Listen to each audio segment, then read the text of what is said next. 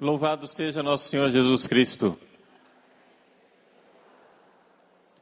Muito bem, uma alegria estarmos juntos agora, iniciando a nossa tarde, nesse acampamento em que queremos realmente, como PHN, como propósito de não pecar mais, pedir a Deus que nos ajude através desses companheiros extraordinários que são os santos. Essa palestra que eu vou agora fazer, essa meditação que nós iremos fazer juntos, ela foi inspirada num capítulo de um livro do Monsenhor Jonas Abib. Monsenhor Jonas escreveu o livro Anjos, Companheiros no Dia a Dia. E no capítulo número 7, o Monsenhor Jonas fala do mundo sobrenatural dos anjos. É a partir dessa palavra que ele partilhou nesse capítulo que eu gostaria de fazer essa meditação hoje à tarde. O Monsenhor Jonas recorda um acontecimento do Antigo Testamento.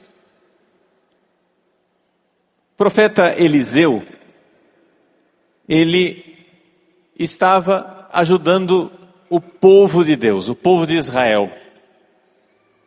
E naquela época havia um conflito entre o povo de Israel e a Síria. E então, todas as vezes que o rei da Síria armava uma emboscada, o povo de Israel escapava dessa emboscada porque Eliseu era avisado por Deus e Deus avisava o rei e dizia: olha, não vá por lá porque lá você vai terminar se dando mal. Lá tem uma emboscada, lá tem uma armadilha para vocês. E assim foi, que várias vezes o rei de Israel e o exército de Israel terminou escapando, terminou sobrevivendo, porque o rei da Síria advertia. Até que o rei da Síria disse: não é possível, tem um traidor aqui no nosso meio. Como é que eles adivinham as nossas emboscadas? Então as pessoas advertiram o rei da Síria, disse: olha, rei, não é traição, é o homem de Deus, é Eliseu, que sabe tudo.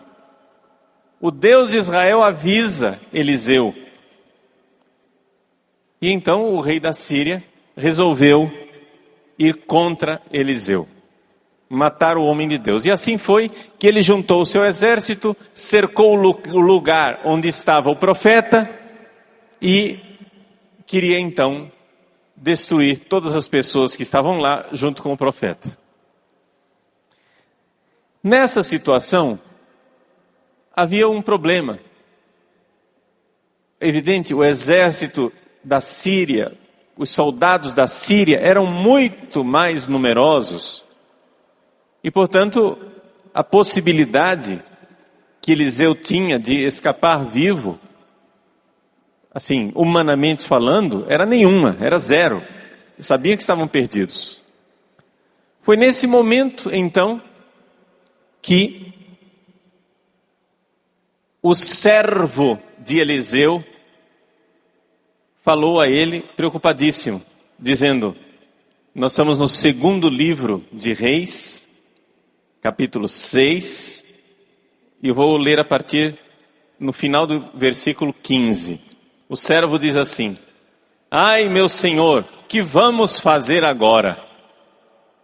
E Eliseu então responde, e essa é a palavra que eu gostaria de partilhar com vocês, a partir dessa inspiração do Monsenhor Jonas, que tomou essa palavra no livro Os Anjos, Companheiros no Dia a Dia. Não temas, respondeu Eliseu. Os que estão conosco são mais numerosos do que os que estão com eles. Ou seja, nós, embora não pareça, embora nós pareçamos poucos, embora pareça que nós estejamos abandonados, o profeta diz: não tenhas medo, porque nós temos do nosso lado companheiros mais numerosos. São mais numerosos os que estão conosco do que os que estão com eles. São os anjos. E naquele momento então, o profeta fez uma oração e pediu para que Deus revelasse aos olhos do servo aquilo que para o profeta era tão claro.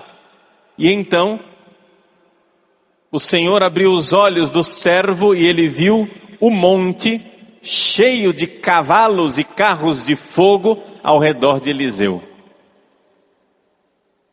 Cavalos e carros de fogo, invisíveis, estavam lá. Eram os anjos. Os anjos que estavam junto com o profeta. E o Monsenhor Jonas diz então, no seu livro, na página 101, quem quiser depois conferir em casa, quem tem o livro, quem não tem, vale a pena realmente, não é? Pegar esse livro que nos abre toda uma visão espiritual do mundo angélico. Na página 110 ele diz assim: o que vemos aqui relatado não é exceção, é regra. E é verdade. É verdade. Se nós tivéssemos o dom carismático de Deus de enxergar o invisível, nós veríamos aqui, seríamos capazes de ver aqui nesse centro de evangelização, primeira coisa, muitos demônios. Nesse momento, existem muitos demônios querendo roubar a semente da palavra de Deus para que ela não entre no seu coração. Eu estou aqui falando uma palavra que pode ser determinante, pode ser a mudança da sua vida. E o demônio, ele cutuca o companheiro do lado para cochichar no seu ouvido agora, nessa hora, para que você não preste atenção.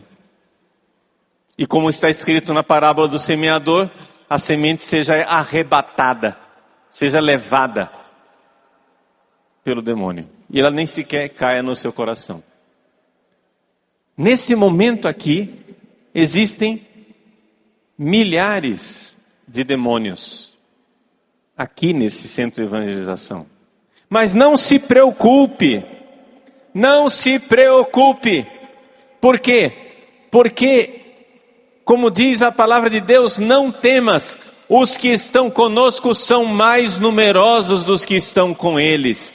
Existem miríades e miríades de anjos de Deus conosco nesse momento. Vamos aplaudir os anjos de Deus que estão conosco.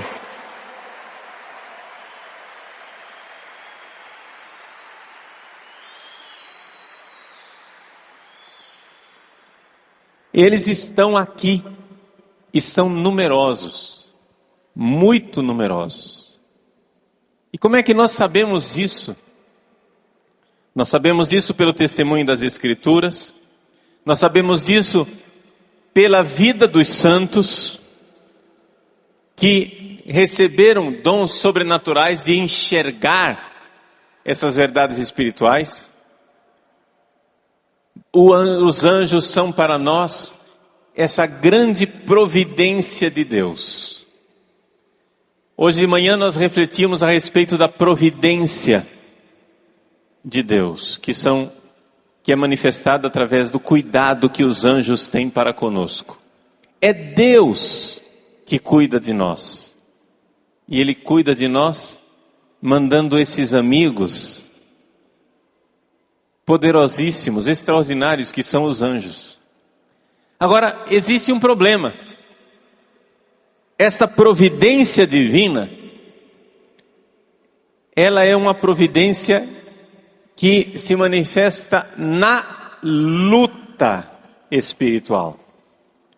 Porque não existem somente anjos de Deus, existem também os anjos decaídos, existem também os demônios. Então é importante que a gente saiba algo a respeito dos demônios, não somente dos anjos. Se você quiser aprofundar isso, no meu site, padrepauloricardo.org, existe um curso de demonologia, para aquelas pessoas que queiram estudar um pouco mais na teologia, como é que acontece a intervenção dos demônios na nossa vida. Para a gente, uma das coisas mais importantes que a gente precisa fazer, quando se trata de fazer um combate, uma luta, uma guerra, é conhecer o inimigo. Se você quer ser vencedor na guerra, você precisa conhecer as estratégias do inimigo, não é isso? Você chega e diz assim, não, padre, eu não quero saber nada de demônio, eu não quero saber cruz, credo, Deus me livre, não quero saber, quero distância dos demônios. Só que me desculpe, é uma realidade. Existem os demônios e eles estão nos tentando a todo momento. Isso é uma realidade. Não, as tentações que acontecem na nossa vida não são somente tentações que vêm das suas tendências de natureza decaída, por causa do seu pecado pessoal, por causa do pecado original, essas tendências desordenadas que estão dentro de nós. As tentações que vêm a nós não vêm somente do mundo que está lá fora, ou seja, desse sistema iníquo que o próprio homem criou para seduzir e levar para longe de Deus. Não é somente a carne e o mundo que são os nossos inimigos, mas é também o diabo e os seus demônios. Existem os demônios. Então esses são os 3 inimigos da alma: a carne, o mundo e o diabo com seus demônios. Como é que aconteceu isso? Como é que aconteceu essa realidade? Vejam, aconteceu que Deus, antes de criar o mundo material, antes de criar esse mundo que nós conseguimos enxergar, Deus criou o mundo espiritual. E Ele criou milhões, bilhões, trilhões de anjos. Muitíssimos, muitíssimos anjos. Acontece que entre estes anjos havia um que Deus tinha caprichado mais ainda. Porque Deus, não sei se você nota, Ele faz assim com as criaturas. Ele dá dons especiais diferentes para as pessoas. Para uma pessoa, Ele dá o dom de ser músico, de tocar. Para outra pessoa, dá o dom de cantar. Para outra, dá o dom de pregar. Para outro, dá o dom de administrar. O outro, o dom de saber dirigir. E assim por diante. Ou seja, os talentos que Deus nos dá são muito diferentes, muito variados. E assim também com os anjos. Os anjos não são todos iguais. Existe uma hierarquia de anjos. Existem anjos que estavam mais próximos de Deus e que, portanto, sabiam coisas a mais. Havia anjos menores. E assim é bonito a gente saber isso, que os anjos se comunicam entre si. E assim os anjos superiores comunicam coisas de Deus para aqueles que estão abaixo. Santo Tomás explica isso. Santo Tomás nos diz que os anjos inferiores, eles aprendem dos anjos superiores, porque Deus quer assim. Essa é a beleza de Deus. Deus quer que as suas criaturas aperfeiçoem umas às outras, de tal forma que o amor, a caridade aconteça, circule, e assim Deus revela a sua vontade para os anjos superiores, e esses anjos superiores vão transmitindo essa vontade de Deus para os anjos que estão abaixo, E assim vai acontecendo a beleza, né, dessa comunhão celeste. Agora, vejam só. Quando Deus criou os anjos, Ele, antes de admitir os anjos na glória do céu, antes de os anjos verem Deus face a face, Deus queria primeiro que os anjos demonstrassem o seu amor. Então, foi que aconteceu que Deus pediu aos anjos uma prova de amor. Nós não sabemos exatamente qual foi essa prova de amor, mas Deus pediu uma prova de amor. É aquilo que nós falávamos na palestra de manhã, que Deus provoca, Deus permite provações porque Ele quer ver o nosso amor. Quando você tem uma provação na sua vida, você deveria dar glória a Deus pela oportunidade que você está tendo de amar Deus, de manifestar o seu amor por Deus. Pois bem, os anjos também foram provados. E quando os anjos foram provados, aconteceu que um anjo, o mais belo de todos, aquele que Deus tinha caprichado, aquele a quem Deus tinha dado mais dons, aquele que estava acima de todos os anjos, se revoltou contra Deus e não quis amar. Não acreditou no amor de Deus. Não teve fé no amor de Deus. Lúcifer é o nome dele. Lúcifer era esse chefe dos anjos que, infelizmente, voltou as costas para Deus. Deus queria o amor dele. Deus criou Lúcifer belíssimo e disse a Lúcifer: ama-me, eu quero o teu amor, crê em mim, dá a tua fé, crê no meu amor. E Lúcifer virou as costas e disse: não, não quero, não creio, não servirei.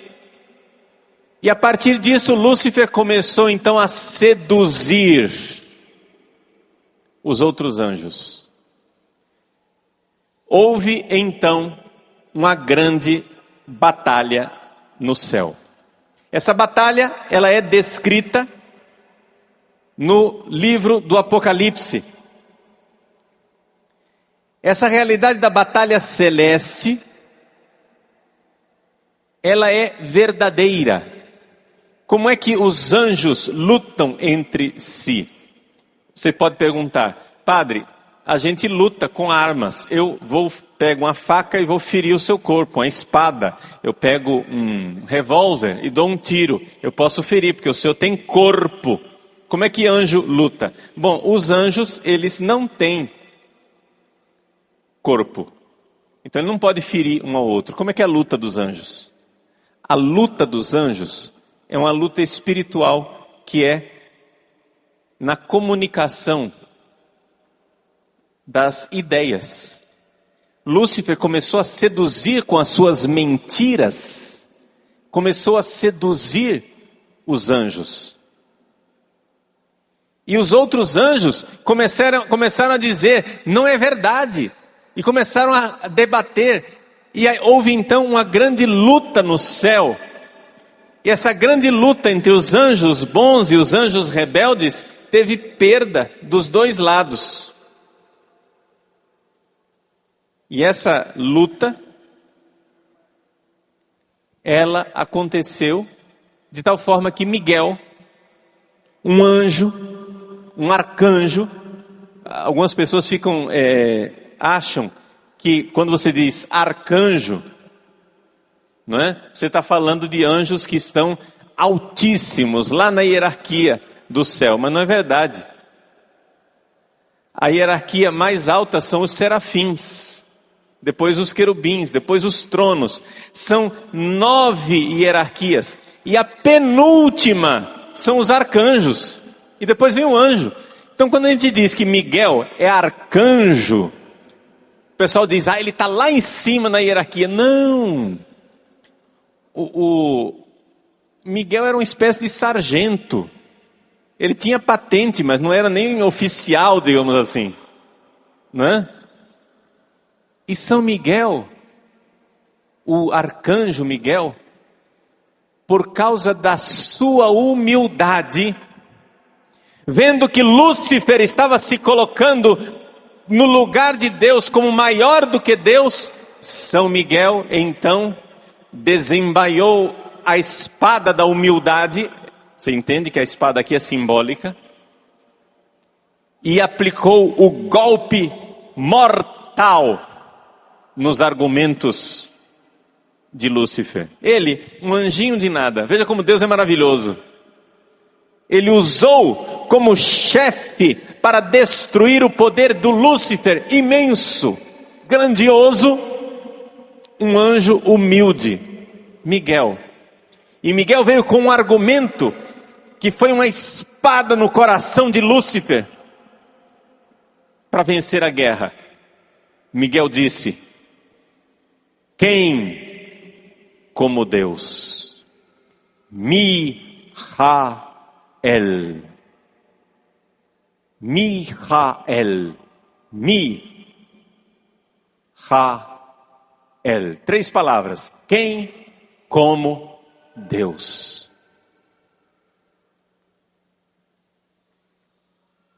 Miguel, o arcanjo, disse: ninguém é glorioso, poderoso, amoroso como Deus.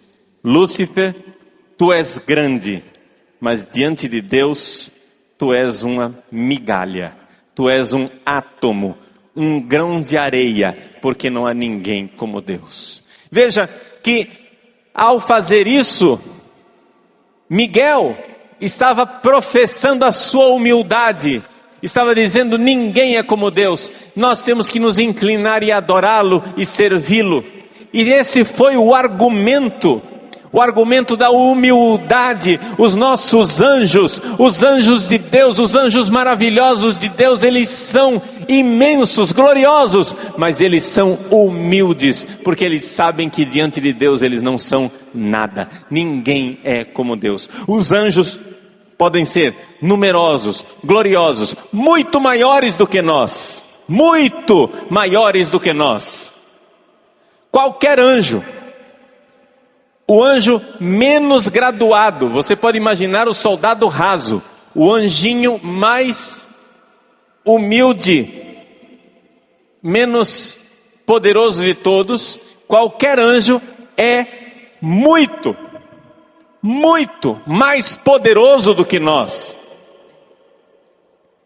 O poder dos anjos, tanto dos demônios como dos anjos bons, é imensamente maior do que o nosso.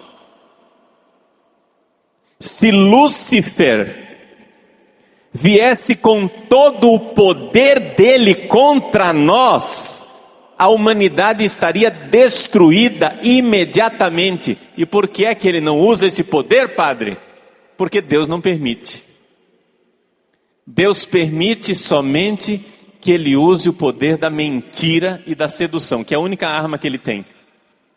Deus permite que ele minta, seduza, porque Deus quer ver a nossa fé, o nosso amor. Lúcifer é um cachorro amarrado. Ele só sabe latir, mas ele está amarrado, ele não tem poder sobre nós. O único poder que o Lúcifer tem é de dizer mentiras e nos seduzir. É um cachorro amarrado que fica dizendo assim: vem cá, eu não vou morder não. Imagina aquele cachorro manhoso, que fica assim, vem cá, né? Pedindo carinho. Aí você diz: ai, tadinho dele. Você vai lá, vai se aproximando do cachorrinho mansinho. Quando você põe a mão, ele dá o bote. Quando você põe a mão, ele fere você. Esse é o poder que ele tem. O poder que ele tem é o poder de seduzir e de mentir. Pois bem, Lúcifer mentiu, seduziu uma multidão de anjos. Quantos anjos é que caíram? Nós não sabemos exatamente quantos eram os anjos decaídos, mas nós sabemos pelo livro do Apocalipse que foram cerca de 1/3 dos anjos criados por Deus. Se Deus criou, vamos supor, 3 trilhões de anjos, 1 trilhão caiu nas trevas. Quando Deus então viu que aqueles anjos já haviam se revoltado e que não tinha mais volta, você vai dizer assim, mas padre, como que Deus sabe que não tinha volta? Porque Deus é Deus, gente. Deus vê os corações, está entendendo? Deus vê o coração. Quando Deus viu que aqueles anjos não tinham mais volta, aconteceu um momento muito belo e ao mesmo tempo muito triste. Deus, então, abriu as portas do céu para que os anjos bons entrassem e abandonou os anjos rebeldes na sua escuridão, na sua rebeldia. Por que é que Deus fez isso, padre? Porque eles não tinham mais jeito. Deus é Deus, Ele vê o coração. O pessoal fica dizendo assim, mas padre, por que é que Deus não dá uma chance para Satanás? Ele deu uma chance para Satanás. Satanás não quer mais saber de chance. Porque é assim, gente, Deus dá a graça. Enquanto você pode se converter, Deus dá a graça, Deus dá a graça. Nessa vida aqui, Deus vai dando a graça. Só que, com os anjos, chegou um momento que a dureza do coração desses anjos era tão grande, que se Deus continuasse dando a graça, Ele estaria torturando esses anjos. E porque Deus é amor, Ele não pode continuar torturando os anjos malvados. Então o que é que Ele fez? Ele virou as costas e os abandonou na desgraça. Ou seja, na falta de graça. A desgraça dos anjos malditos é imensa. Sim, claro que é imensa. É terrível, claro que é terrível. Mas poderia ser ainda pior se Deus continuasse.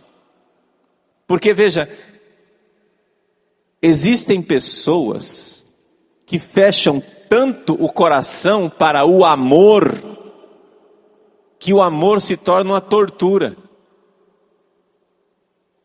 Estão entendendo? O amor se torna uma tortura.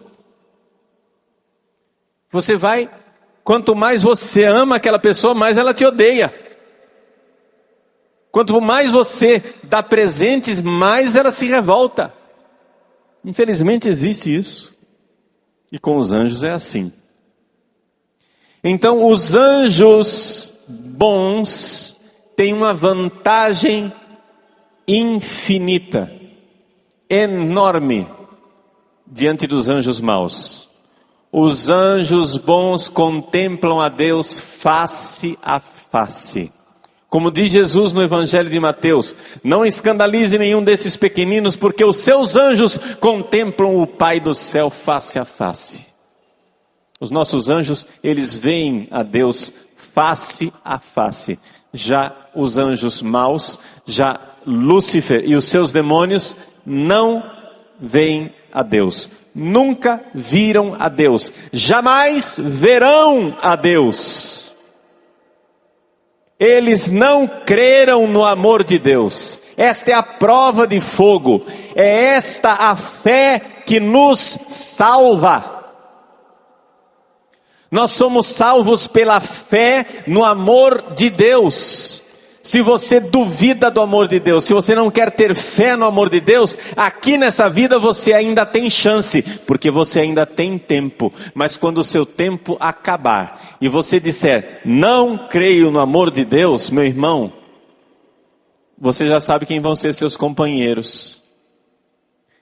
Eu não sei por que cargas d'água tem teólogo por aí, alguns teólogos liberais, que dizem, não, o inferno existe, mas o inferno está vazio. Como que o inferno pode estar vazio se existe Lúcifer e seus anjos? Não está vazio. Se você for condenado, pode ser que não tenha mais nenhum outro ser humano lá, mas pelo menos a companhia dos demônios você vai ter. Não se preocupa não vai estar sozinho não. E será torturado por eles. Por quê? Porque a única coisa que eles conseguem fazer é odiar. O ódio deles é imenso. O inferno não está vazio. O pecado, meus irmãos, é importante que você saiba disso. O pecado é uma invenção demoníaca. É uma invenção angélica. Foram os anjos que inventaram o pecado. É por isso que nós seres humanos temos uma dificuldade enorme de entender a gravidade do pecado. Nós temos uma dificuldade enorme de entender o quanto o pecado é terrível. Por quê? Porque o pecado é uma invenção angélica, é do mundo dos anjos. Foram eles que inventaram o pecado. E por inveja, já que Deus nos criou para ir para o céu, eles então vieram nos seduzir para que a gente não fosse para o céu também. Vejam, essas coisas que eu estou dizendo aqui para vocês fazem parte da nossa fé. Não são coisas inventadas. Trata-se de dados que estão na revelação, refletidos por teólogos de extrema confiança, não pelo Padre Paulo, mas pelos padres da igreja, por Santo Tomás de Aquino e vários santos teólogos. Por isso, nós podemos crer nisso sem nenhum problema.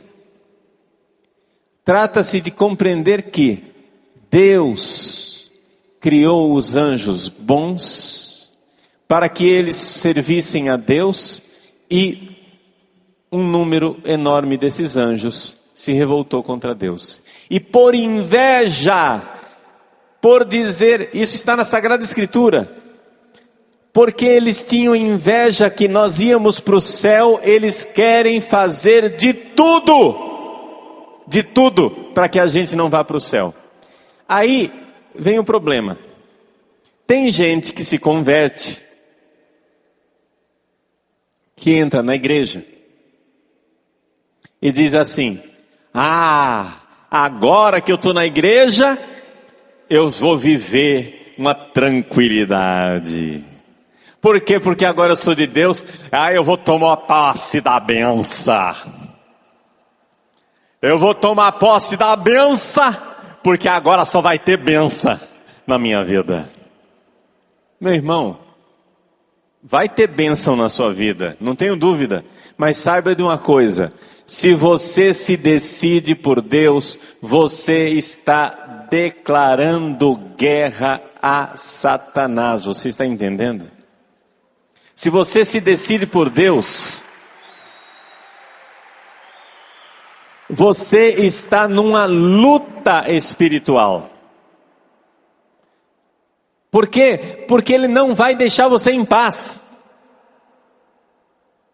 Ele vai fazer de tudo para que você desista.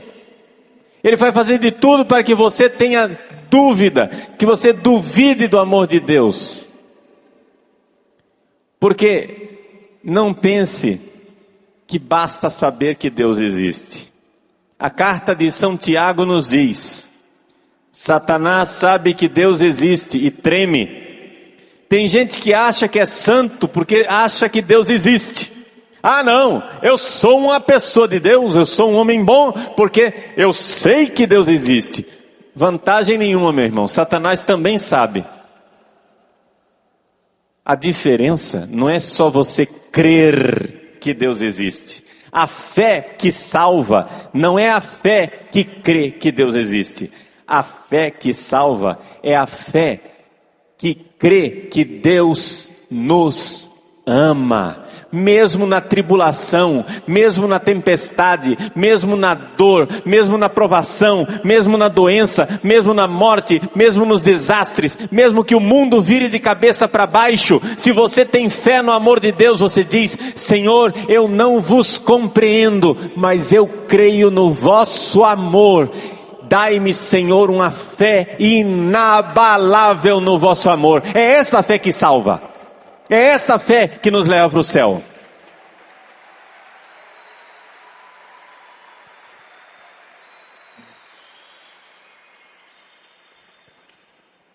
Meus queridos, nós precisamos nos dar conta desta realidade. Nós precisamos tomar posse desta realidade. Saber que eu, para ser salvo, preciso crer no amor de Deus. E Satanás irá fazer de tudo para que eu deixe de crer, para que eu duvide do amor de Deus. É por isso que nós temos a famosa armadura do cristão, que você já sabe até de cor. Efésios capítulo 6, versículos 10 e seguintes. São Paulo nos lembra contra quem é a nossa luta. Ele diz assim: finalmente, irmãos, fortalecei-vos no Senhor, pelo seu soberano poder, revesti-vos da armadura de Deus, para que possais resistir às ciladas do demônio. Aí vem o versículo mais importante, o 12. Pois não é contra homens de carne e sangue que temos que lutar, mas contra os principados e potestades, contra os príncipes deste mundo tenebroso, contra as forças espirituais do mal espalhadas nos ares. Deixa eu dizer uma coisa para você. Está escrito aqui, não é contra a carne e contra o sangue que nós lutamos. Qual é a palavra que São Paulo usa aqui para descrever essa luta? É interessante. Os anjos, os demônios, são seres espirituais. Espirituais. Mas a palavra que São Paulo usa aqui para falar de luta é a luta corpo a corpo. Em grego, a palavra que ele usa é pale. Pale. Não, é a única vez em todo o Novo Testamento que essa palavra aparece. Não existe mais em nenhum outro livro do Novo Testamento essa palavra pale. Todas as vezes que na Bíblia se fala de luta, se fala de agon, né? O verbo agonizomai, o substantivo agon, que aparece mais de 80 vezes na Bíblia. Qual é a diferença entre a luta que se fala normalmente e esta luta aqui que São Paulo está falando, e é a única vez que essa palavra aparece? Pale. Essa palavra pale é a luta corpo a corpo. É a luta dos lutadores dos estádios gregos. Hoje a gente tem, em inglês, chama-se wrestling. Wrestling, aquela luta, né? Luta livre.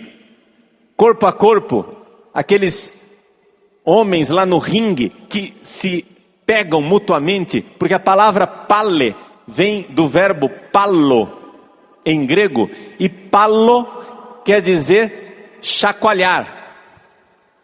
Ou seja, é essa coisa de você desequilibrar o outro para derrubá-lo no chão. Você luta corpo a corpo para derrubar essa pessoa no chão e para imobilizá-lo.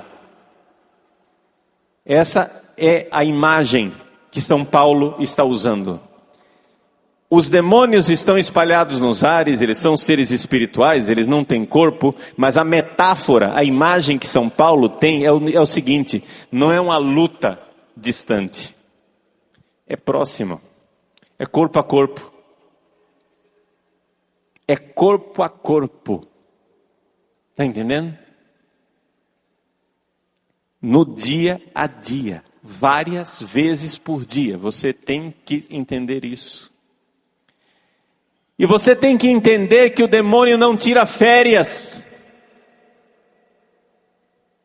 Eu estou cansado de atender gente que vive uma vida espiritual maravilhosa durante o ano, aí tira férias e comete os pecados mais escabrosos. Ai, padre, mas eu passei o ano inteiro rezando terço todo dia, comungando todos os dias, me confessando uma vez por semana. Aí eu fui tirar férias na praia e cometi tal pecado terrível. Eu disse, pois é, você passou o ano inteiro rezando e o demônio passou o ano inteiro esperando as férias. É simples. Você acha que ele tira férias, rapaz?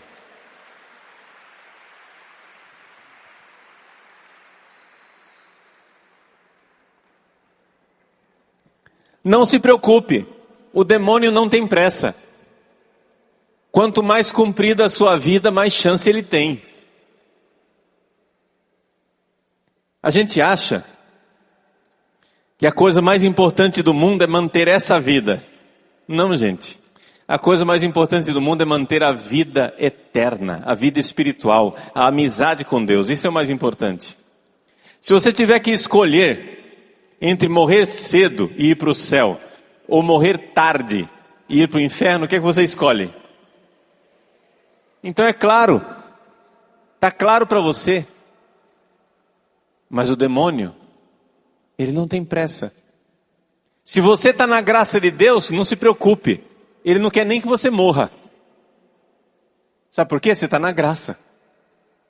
Se ele matar você agora, ele perdeu você para sempre. Está entendendo? Se você está na amizade com Deus, se você está na graça, ele não quer nem que você morra. Por quê? Porque se você morrer agora, ele perdeu você. Ele quer tentar você. Ele quer que diante do sofrimento, das tribulações, das angústias da vida, você desespere. Deixe de confiar no amor de Deus. Esta é a luta. E é um corpo a corpo. E é diário. E é todos os dias. E é 24 horas por dia. Porque ele não cochila, não dorme. O demônio não dorme. Quem dorme é você. Ele também não se cansa. Quem cansa é você. E aí, padre, como é que a gente faz para viver essa batalha espiritual? Vamos lembrar aquilo que Monsenhor Jonas Abib nos trouxe, essa palavra de 2 Reis, capítulo 6. Devo dizer para vocês, eu não me lembrava dessa palavra, tá? Eu já li a Bíblia toda, mas essa palavra aqui eu não me lembrava, teve que Monsenhor Jonas me lembrar dela. Não temas, os que estão conosco são mais numerosos dos que estão com eles. Gente, o demônio não cochila, não dorme, mas os nossos anjos da guarda também não. Os nossos anjos da guarda estão acordados. E eles são mais numerosos. E não somente são mais numerosos, eles são mais gloriosos. Eles veem a Deus face a face. Gente, o diabo, coitadinho, ele só consegue fazer uma coisa. Mesmo contrariado, mesmo contra a vontade dele, ele termina servindo a Deus. Porque Deus é sábio, ele sabe tudo e sabe dar o checkmate na hora. Na hora Deus sabe vencer. Na hora Deus sabe dar a volta por cima. Então os nossos anjos, eles têm essa vantagem. O diabo, ele não sabe a vontade de Deus. Ele tem que adivinhar as coisas. Os demônios, sabe como é que eles fazem? Eles são ótimos observadores. Ele não sabe o que você está pensando agora, porque Deus não deixa. Deus não permite que os demônios saibam o que nós estamos pensando, mas Ele é bom observador, Ele fica observando você. Eu falo uma coisa, você faz uma expressão diferente, diz, ele não gostou dessa palavra, é essa que eu vou cutucar na cabeça dele. Ele fica observando o seu corpo, fica vendo como você, não se preocupa, ele tem o dia inteiro, ele não tem outra função. Eles são milhões e milhões e milhões e milhões. Eles ficam olhando. Essa palavra, ele ouviu essa palestra do padre, eu vi a cara feia que ele fez, ele não acreditou, então eu vou estimular isso daqui. Vai. Ou então, alguém vai e te faz um elogio, e você fica todo cheio. Ele diz, ótimo, vaidade, deixa, eu vou estimular a vaidade. Eu vou alimentar a vaidade. Eu vou fazer com que ele tenha vaidade. E ele fica olhando. Então, os demônios, eles agem, eles fazem as coisas um pouco que as apalpadelas, ou seja, eles fazem por experiência. Eles fazem por teste. Por exemplo, ele tenta você. Vamos supor que ele vai... Você é casado. Vou dar um exemplo bem prático. Você é casado. E todas as vezes que a sua mulher faz aquela comida que você não gosta, você ferve por dentro e tem raiva dela. Sei lá, você gosta do ovo frito inteiro. Ela só gosta do ovo mexido. Pronto, uma coisa boba. Toda vez ela faz ovo mexido, você fica com raiva. Aí o demônio vai e cutuca, tá vendo? Tem raiva. Isso, mata ela no seu coração. Destrói sua mulher no seu coração. E aí você vai cedendo, ele vai gostando daquilo, e ele vai tentando. Mas, veja só. Se por acaso, sua mulher vai e faz a comida que você não gosta. E você diz assim, Jesus, eu não gosto dessa comida, mas essa comida é uma ocasião tão boa de te amar, Jesus. Eu vou te amar na minha mulher.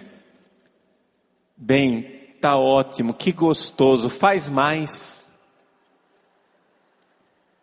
Olha, eu gosto tanto daquele ovo mexido que você faz. Você continua não gostando, mas você está sendo sincero. Por quê? Porque você gosta, não do ovo, você gosta porque aquilo te faz amar Jesus. E você vai amando. E você vai amando. Quando você transforma aquela tentação em amor, o demônio deixa de tentar você. Sabe por quê? Porque ele não é besta.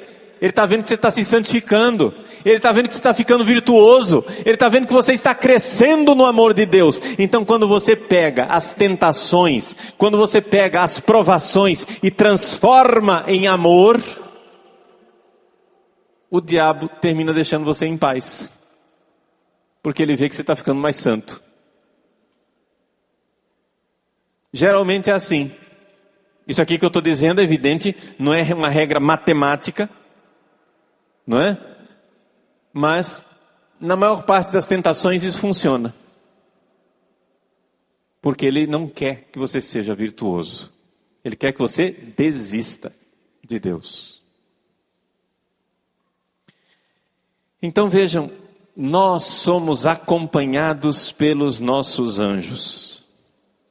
Nós somos amados pelos nossos anjos.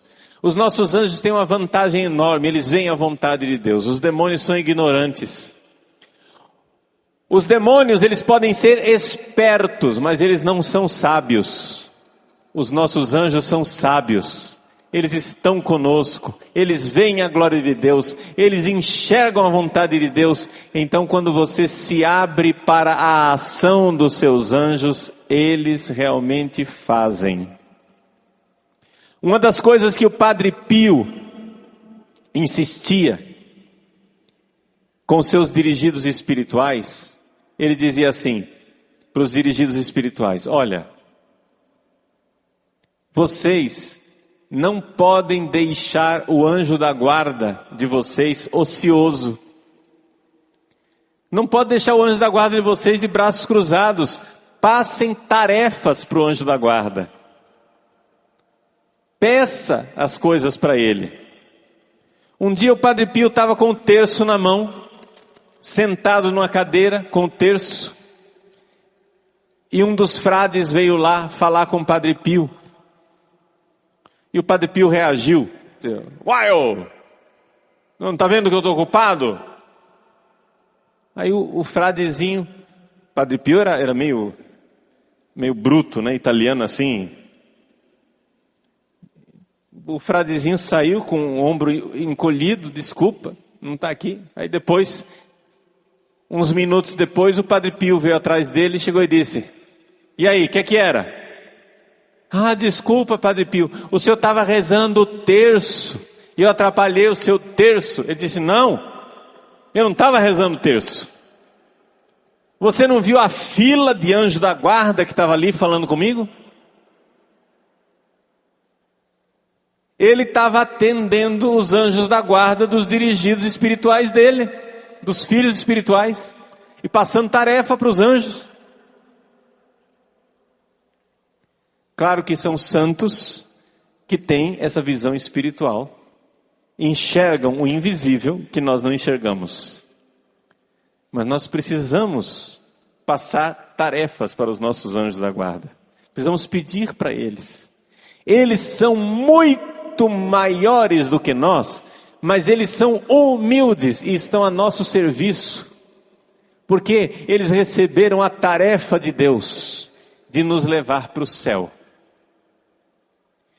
Deus lá do céu disse para o meu anjo: olha, o Paulo Ricardo, sozinho, ele vai se lascar. Vai lá, toma conta dele e traz ele para mim.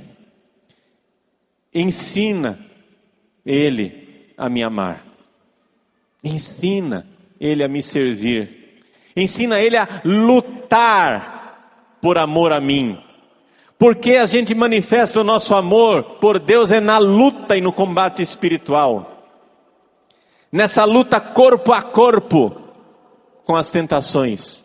Porque cada tentação vencida é um ato de amor por Deus.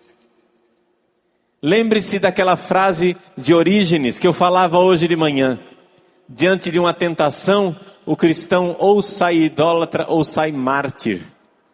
Mártir de amor. Mártir do amor de Deus. Continue na luta. Não desista. Não desista, porque Deus não desiste de você. Deus manda os seus anjos para salvar você.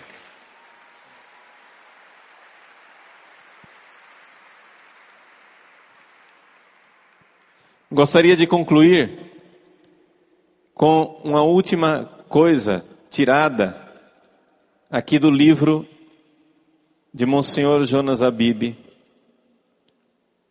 Anjos companheiros no dia a dia.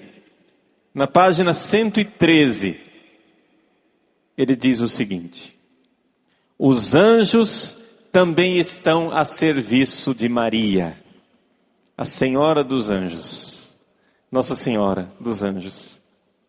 Eles sabem quanto ela quer fazer a nosso favor, a favor da igreja e das famílias. Creia, Maria assumiu a missão de defender e restaurar as nossas famílias. Os anjos sabem disso e colocam-se à disposição para entrar em combate. Quando você reza o terço, tenha certeza absoluta de que não está sozinho.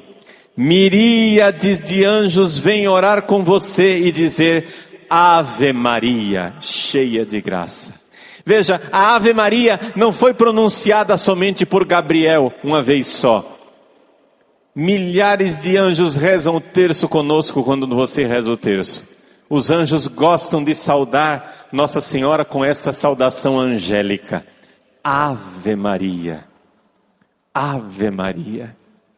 O poder de uma Ave Maria é algo de extraordinário, porque o poder da Ave Maria faz com que o inferno trema.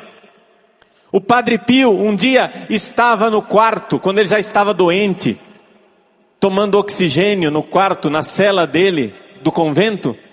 Um dia ele falou para o frade que estava lá como enfermeiro, secretário dele, ele disse: a arma. O que, Padre Pio? A arma. Onde está a arma? Que arma, Padre Pio? A arma. Onde é que eu deixei a minha arma? Padre Pio, o senhor anda armado? O que é que o senhor quer? A arma. O terço. Onde está a minha arma?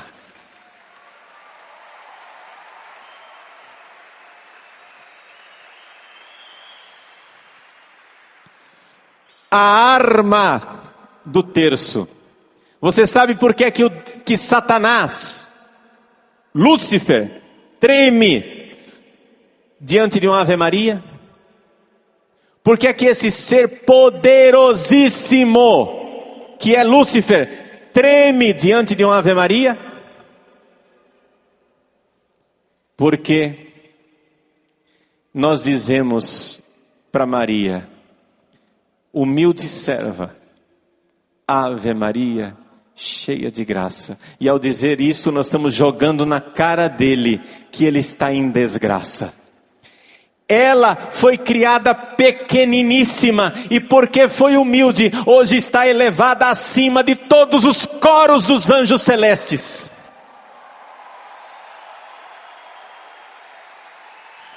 E ele, Satanás, Lúcifer, foi criado excelso e elevado, e no entanto hoje foi precipitado no abismo mais profundo dos infernos, na vergonha eterna da sua desobediência e da sua falta de amor. Quando eu digo Ave Maria cheia de graça, eu jogo na cara dele que uma mulher feita de carne e osso, essa criatura humilde que é o ser humano, feito de matéria, carne e osso, a alma imortal também, mas carne e osso, essa criatura humilde, feita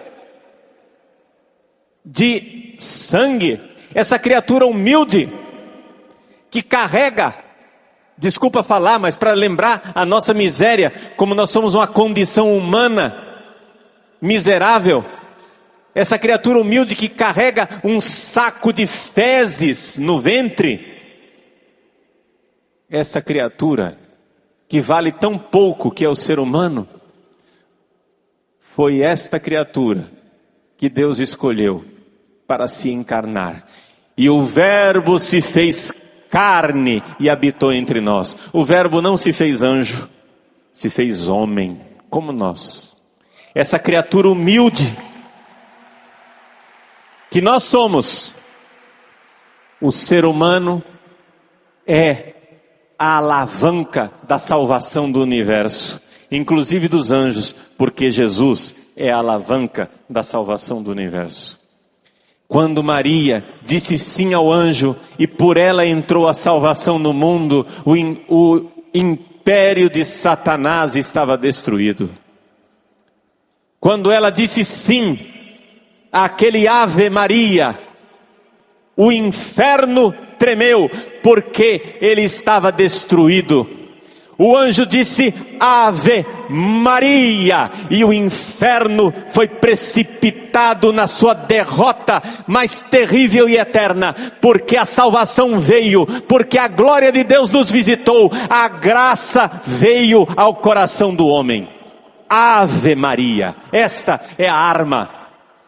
Quando nós, meus irmãos, recitamos a Ave Maria, nós dizemos para ela: o Senhor é contigo, o Senhor é convosco. Isso é terrível para Satanás, porque ele nunca viu Deus, nunca verá e nunca estará com Deus. E Maria está com Deus, vendo Deus face a face. A Ave Maria faz o inferno tremer. A Ave Maria é a arma. E quando nós recitamos o nosso terço, não recitamos sozinhos. Monsenhor Jonas nos lembra: miríades de anjos rezam o terço conosco. Milhares de anjos. Então, se é assim, eu convido você a ficar de pé. E vamos, junto com os nossos anjos, junto com esta multidão celeste, vamos recitar uma Ave Maria, sabendo que pela Ave Maria o inferno foi destruído, e proclamando a vitória de Deus pela salvação de nossas almas. Tome posse desta presença maravilhosa dos anjos entre nós, da vitória de Deus por Nossa Senhora. Com muito fervor, reze a mais bela Ave Maria que você jamais rezou na sua vida.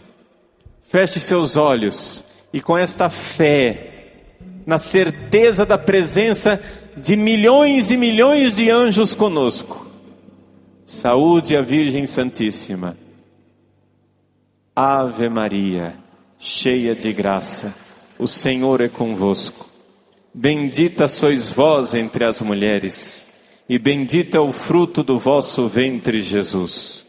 Santa Maria, Mãe de Deus, rogai por nós, pecadores, agora e na hora de nossa morte. Amém. Pode aplaudir a Virgem Maria e os nossos anjos.